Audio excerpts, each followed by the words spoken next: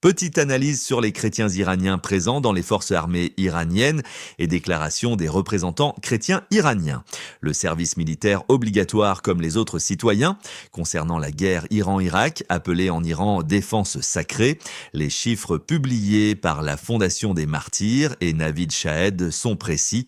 95 chrétiens iraniens sont officiellement reconnus comme martyrs de la défense sacrée.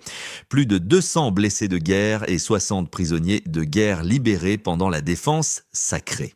Les chrétiens morts pour l'Iran reçoivent exactement les mêmes statuts officiels que les autres combattants.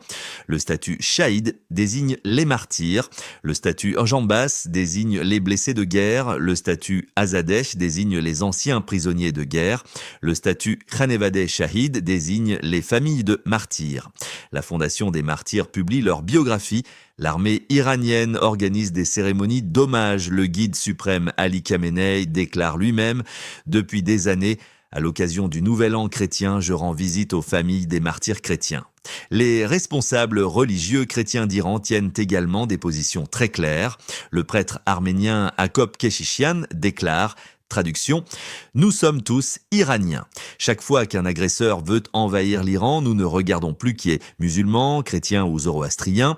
Nous enfilons simplement l'uniforme et nous allons défendre notre pays. » Après la guerre des 12 jours, un prêtre de l'église assyrienne d'Ourmia déclare également que les Iraniens de toutes les ethnies, au foi et de toutes les religions sont restés unis pour défendre l'Iran. Concernant les attaques israéliennes et américaines récentes contre l'Iran, un chrétien est officiellement identifié dans les médias iraniens. Il s'agit d'Avan Simonian, arménien disparant. Les médias iraniens le présentent comme le premier martyr chrétien de cette guerre récente. Premier martyr chrétien de la guerre, martyr chrétien de la patrie. Il y en a d'autres, mais les sources ne sont pas divulguées. Le cardinal Dominique Joseph Mathieu, archevêque catholique de Téhéran-Ispahan, s'est exprimé publiquement pendant la guerre des 12 jours.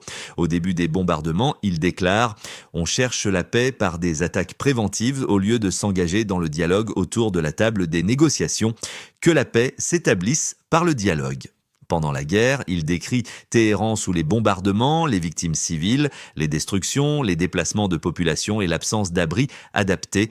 Il déclare, après les frappes américaines contre les installations nucléaires iraniennes, il écrit que l'escalade militaire fait craindre le pire et que l'idée d'obtenir la paix par la guerre est une illusion.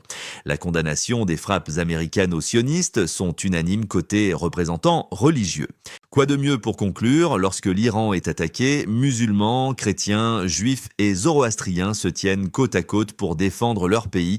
Avant tout, ils se considèrent comme iraniens.